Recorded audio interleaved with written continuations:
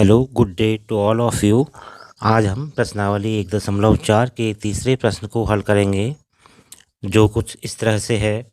कुछ वास्तविक संख्याओं के दशमलव प्रसार नीचे दर्शाए गए हैं। प्रत्येक स्थिति के लिए निर्धारित कीजिए कि यह संख्या परिमेय संख्या है या नहीं। यदि परिमेय है और p/q रूप की है, तो q के अभाज्य गुणनखंड के बारे में आप क्या कह सकते हैं? आइए अब प्रश्नावली 1.4 के प्रश्न संख्या 3 का पहला पार्ट हल करते हैं। दिया गया दशमलव प्रसार 43.123456789 के रूप में है। यदि हम इस दशमलव प्रसार को p/q के रूप में व्यक्त कर पाते हैं, तो निश्चित यह परिमेय संख्या होगी तथा हर q के अभाज्य गुणनखंड करने के उपरांत ही हम q के बारे में टिप्पणी कर पाएंगे। अतः पहले यह प्रयास करते हैं कि यह p/q के रूप में लिखी जा सकती है या नहीं। इस दशमलव प्रसार में दशमलव के 9 स्थान हैं।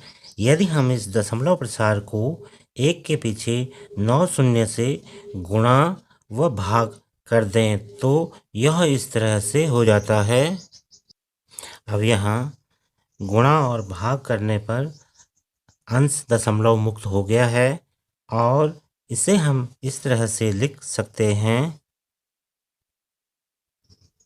1 2 3 4 5 6 7 8 9 अपॉन 10 टू द पावर 9 इस रूप में से लिखा जा सकता है।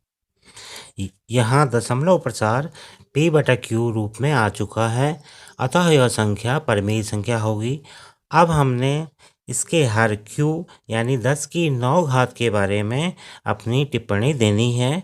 तो 10 की 9 घात को हम ऐसे लिख सकते हैं 4 3 1 2 3 4 5 6 7 8 9 बटा 2 गुणा गया 5 सारे की 9 घात। इसे हम इसके 10 के फैक्टर्स के रूप में व्यक्त कर सकते हैं, या इसे ऐसे भी लिखा जा सकता है हर में 2 की 9 घात गुणा गया 5 की 9 घात।